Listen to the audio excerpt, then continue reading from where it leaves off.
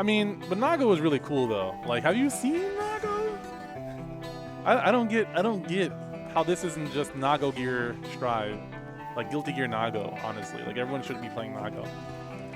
The mirror matches are fun. People are missing out. What's going on, guys? Welcome to Striving for Success. This is a series where I try to document my process of learning Guilty Gear Strive. I really enjoy the game. I'm new to the Guilty Gear series to an extent.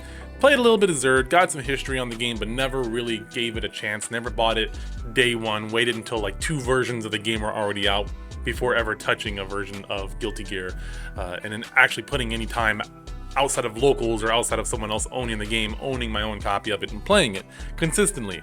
I thoroughly enjoy this game, but I'm still learning it. I'm trying to get better. I'm trying to improve, and I want other people to improve with me. So hence the series.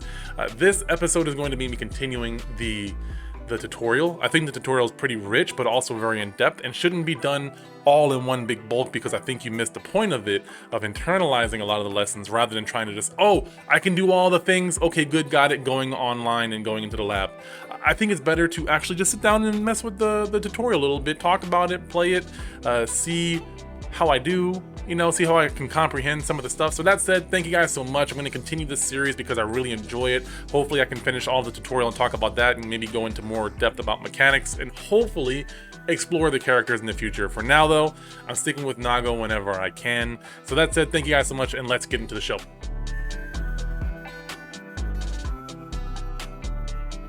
I have gone through the tutorial. I've done the castle area, which is very, very basic. If you're very, very new to fighting games, this is where I recommend you start.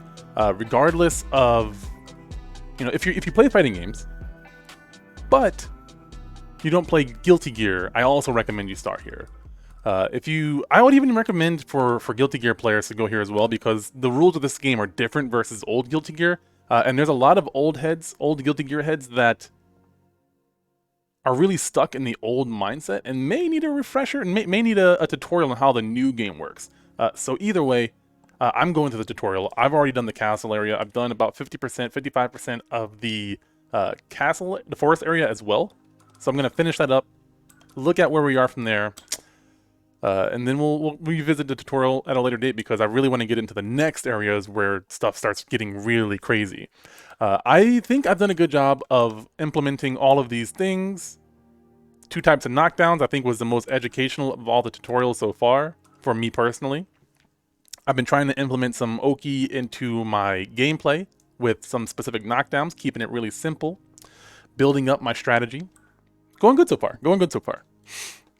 Let's see here. So we did types of knockdowns, we did low attacks, pretty straightforward stuff here, all fighting game stuff for the most part. There's some specific Guilty Gear stuff, but overall, nothing crazy to me. Like, I'm aware of the existence of this thing, I just may not be aware of how specifically Guilty Gear Strive does things. So it's good to run through this because I've learned a lot.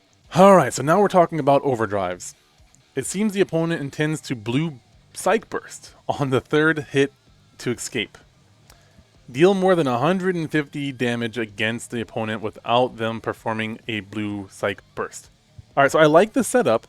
I don't like that they're talking about how much damage someone does without introducing how much the damage value means, because 150 may be a lot, or maybe not a lot. I wish they would have explained that. Moving on. So land an overdrive move, deal more than 150 damage. Let's see here. My overdrive, I think, is quarter circle back, 4 back, heavy punch. Yeah. Or half circle, sorry, excuse me, half circle back, forward, heavy slash.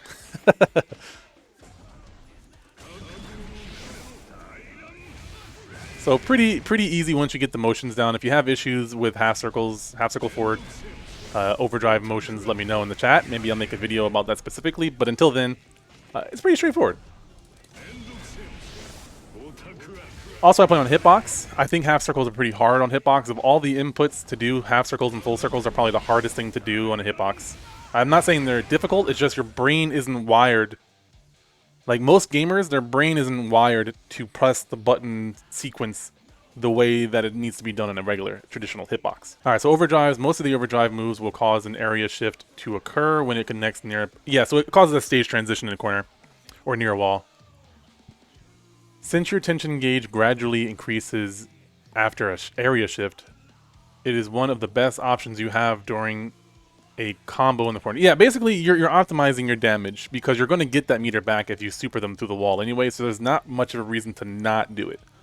I have had troubles remembering to do this in the middle of a match, but it's one thing I'm trying to make sure that I focus on doing. Thank you for the host, by the way, Corporate Level Ninja. Much appreciated. Alright, so that's all I have for overdrives? That's it? Okay. So here's the gold Psych Burst. I don't understand the difference between gold and blue, so this will be very, very helpful for me. I'm glad this is the thing. Okay, so here's the gold Psych Burst. You press D and any button when not blocking to receive or receiving damage. Oh, okay, so this is just a raw Psych Burst?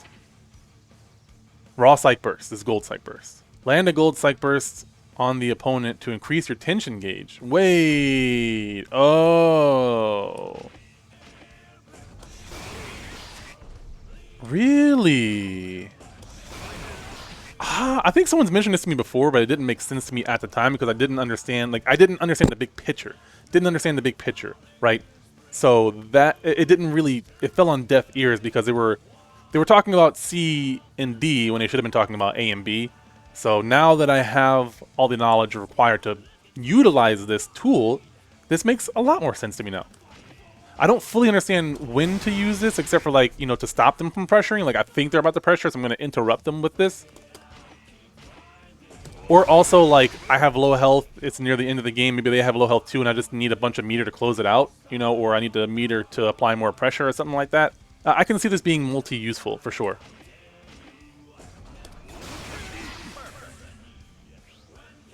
Cool.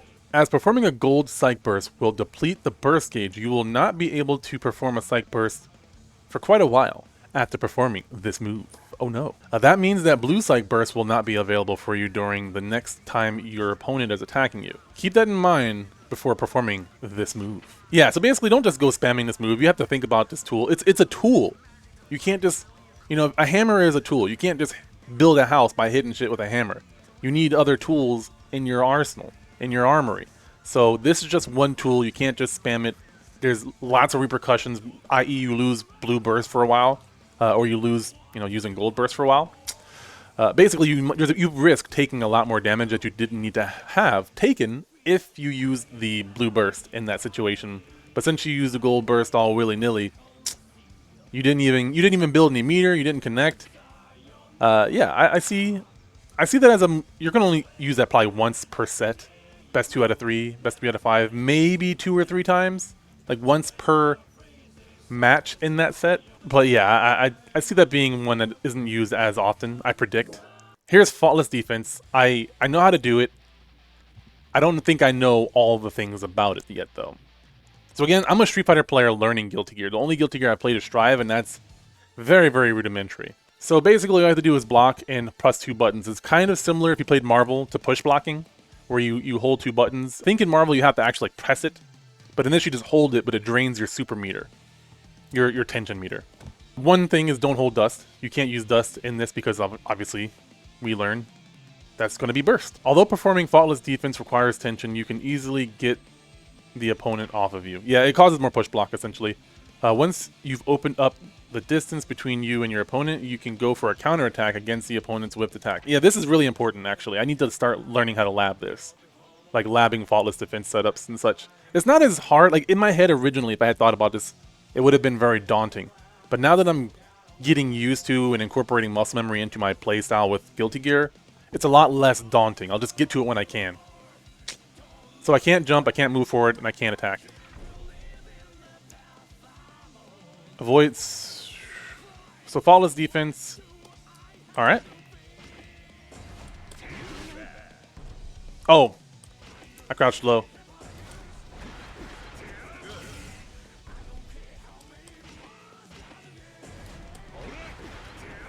I like that I can't move, but it feels very, very disorienting. Are they going to let me counterattack or nah? Yeah, I like this. Although it is an effective defensive technique, using this move too much will leave you with no tension. Once you've gotten used to using Faultless Defense, practice limiting the technique's usage to certain parts of your opponent's attack to reduce the amount of tension spent. Yeah, be very precise with your FD, with your Faultless Defense. Pretty straightforward. I wish it would have let me counter attack. Maybe they'll do that in a different tutorial. Ground to air, intercept the opponent's approach coming in from the air. This one is important. I think I've gotten good at this one. I'll talk a little bit about this in a second. But essentially your 6P, your forward punch is going to be one of your best tools. It's fairly fast compared to like crouching H or 6H heavy slash. A successful ground to air depends on the anti-air move's timing and the distance between you and your opponent. So you have to think about the hitboxes and hurt boxes and the range of where everybody's at before you just throw out your button. Dash speeds, length of a normal of an attack that's jumping at you, all kinds of stuff. Like Nago's jumping, his JS, his jump slash is pretty good range. Especially if he has like Blood Rage activated or has like higher blood gauge. So we gotta find out which situation you can anti-air your opponent's aerial move. You have to figure that out. That's kind of situational, essentially, based on your opponent's character and your own character. And I can't move and I can't jump. So now I have the anti-air. They take away the movements. I like that. They take away the tools that you need to do other like, you only need the tools that we're giving you. Again, feels jarring, but it makes sense. When you're practicing something, you want to take away anything that's not relevant to what you're learning. A lot of people don't do that. And like they'll try to practice a specific thing within a whole combo or a whole setup, and it's like, no, isolate it first.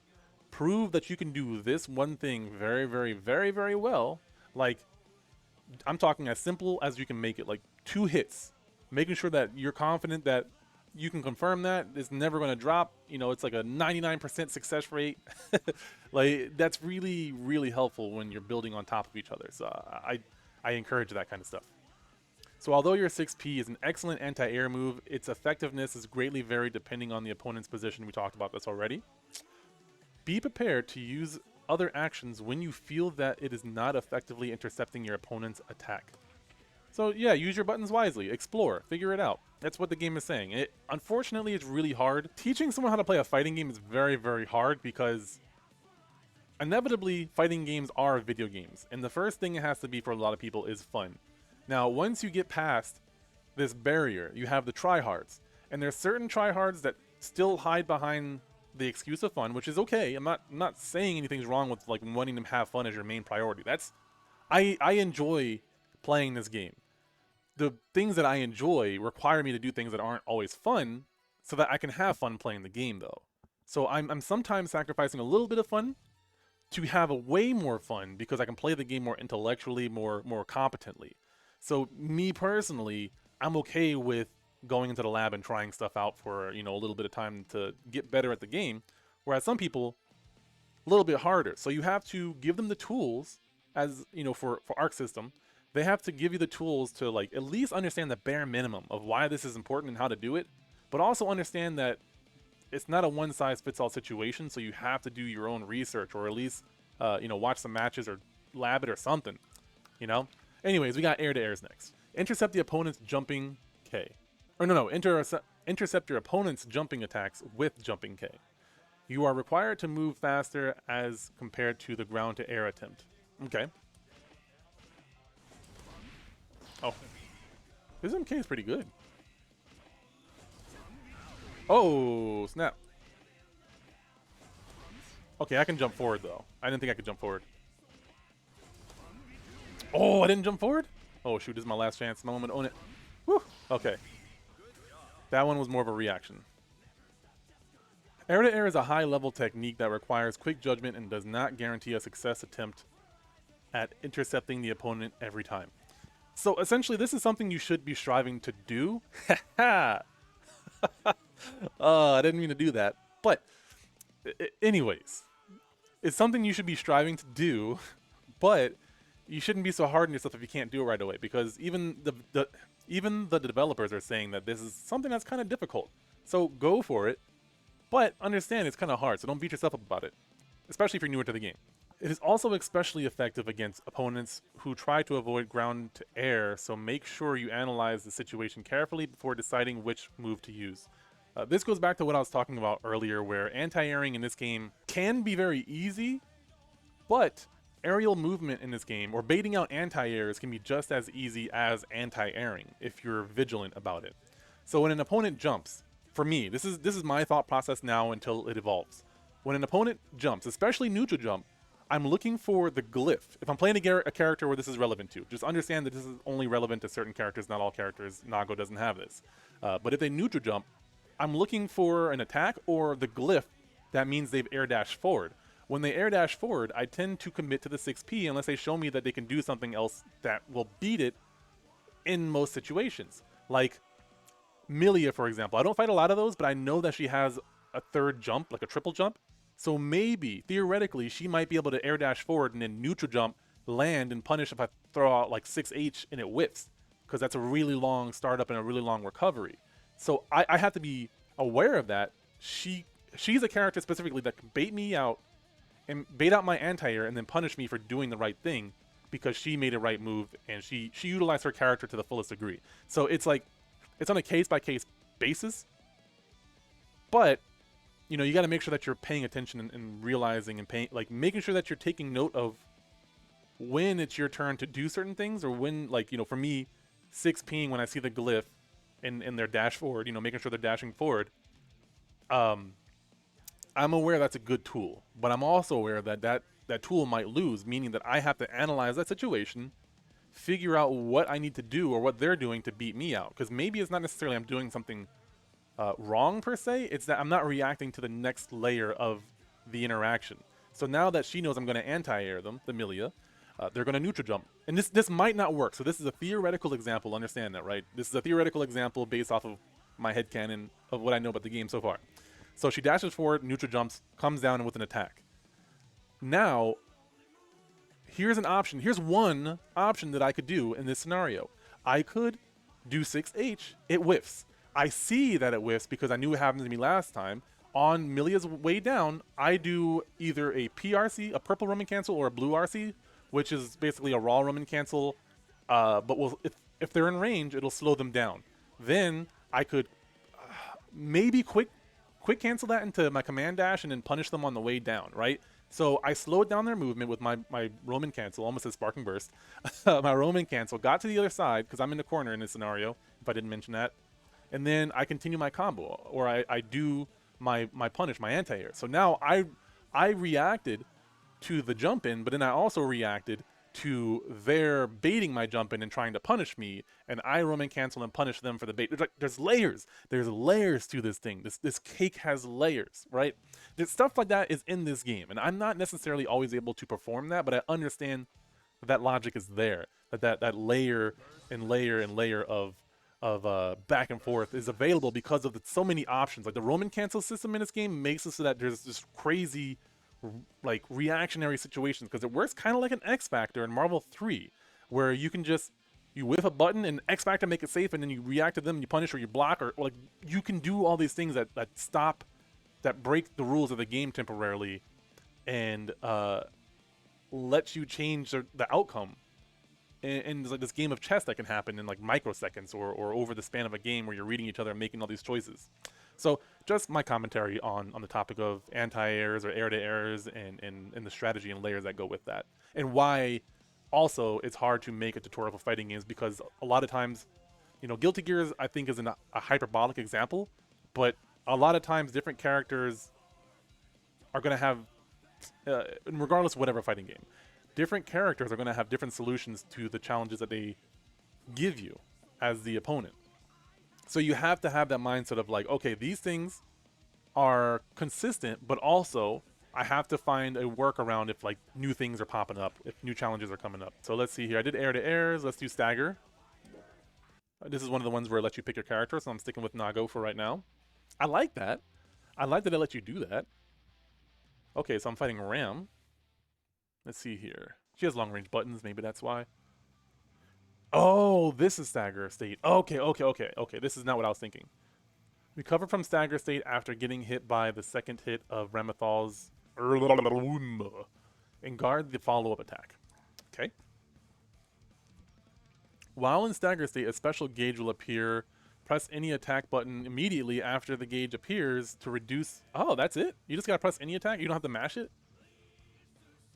Really?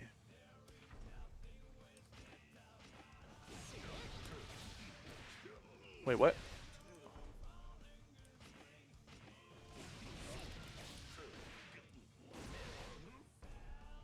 Huh?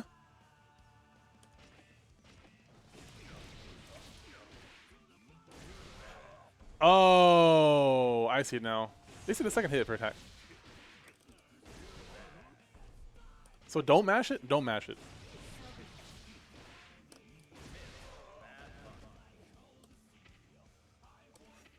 This one's kind of hard.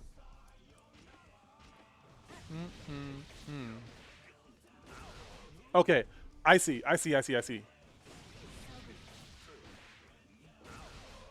No, I don't.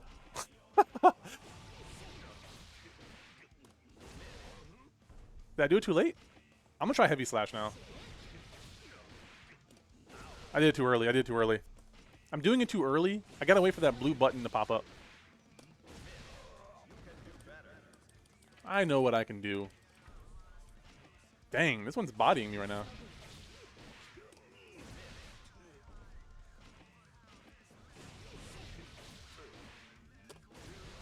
I tried pianoing it, see if that did anything.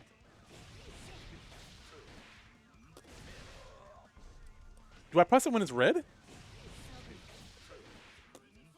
No, I have to press it when it like sparks up, right? I think I'm pressing it too early still.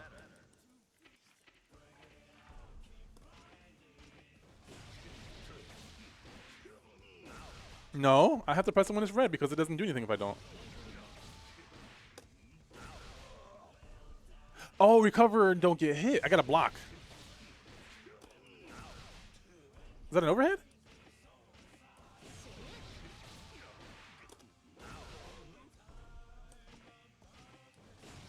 Oh, I can't block. Can I... What? The... What? I gotta read that again, I think.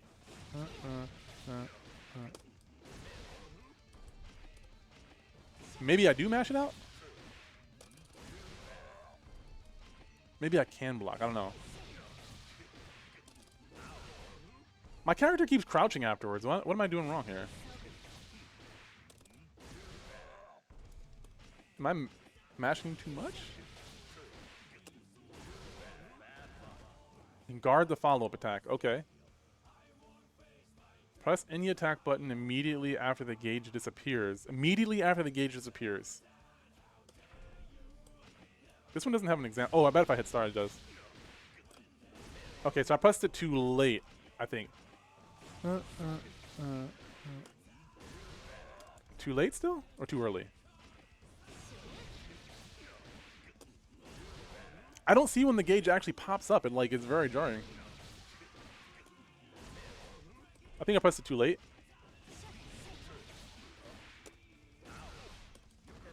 I guess I'm pressing it too late.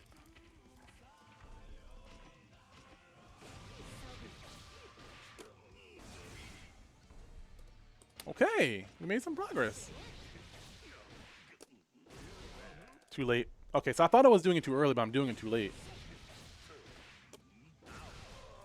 Damn. Okay, so I still got this.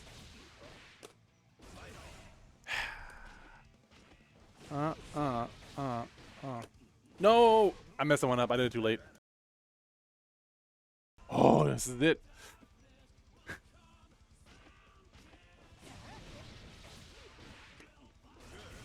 Hey, nice. Alright. You can throw the opponent when they are in the stagger state. Really? It is best to quickly recover from the stagger state to prevent any further damage. I gotta experiment with command grab off of that for Nago. That might explain why his 6k does that. It is also important to know which of the opponent's moves will induce the stagger state. Ah, yeah, so specific moves induce the stagger state. So stagger is not counter state. That's an entirely different thing, because I don't think I got counter hit, it just caused the stagger. So we have follow-up attacks and combo special cancels.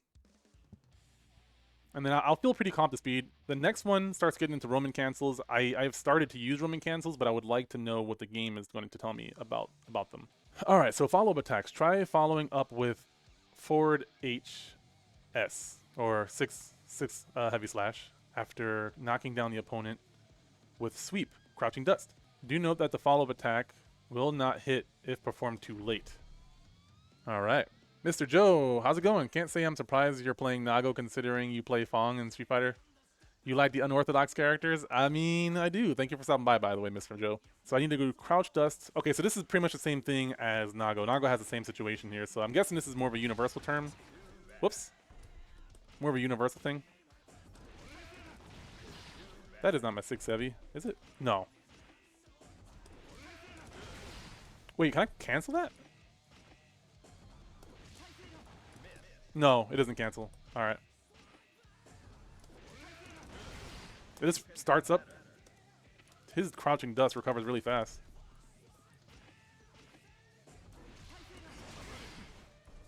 I mean, but Nago is really cool though. Like, have you seen Nago? I don't get how this isn't just Nago Gear Strive. Like Guilty Gear Nago, honestly. Like everyone should be playing Nago. The mirror matches are fun. People are missing out. I feel bad for people who aren't playing Nago. 500 experience, alright.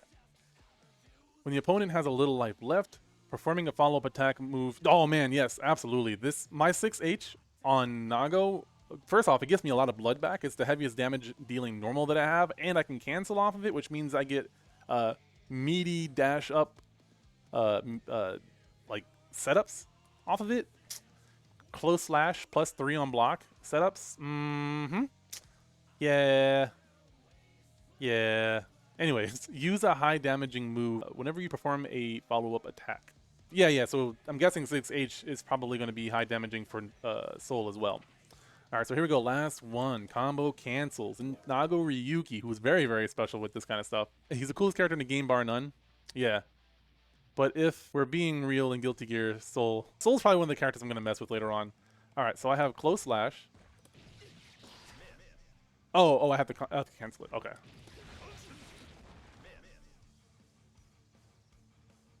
Oh, do they want me to combo this? Ah.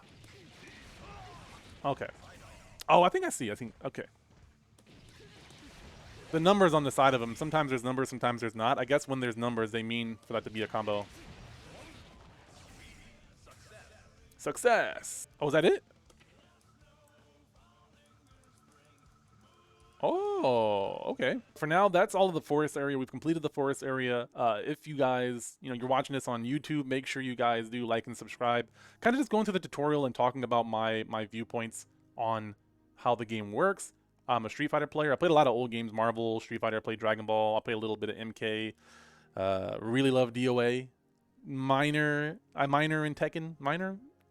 I've taken a few what's the word? Extracurriculars in Tekken, I would say. But I'm not a master at it by any means. Like, I'm just not super great at the game. But either way, thank you guys for watching on YouTube. I stream this. Also, I'm trying to stream this a lot more so you guys can learn with me. That said, I'll catch you in the next video.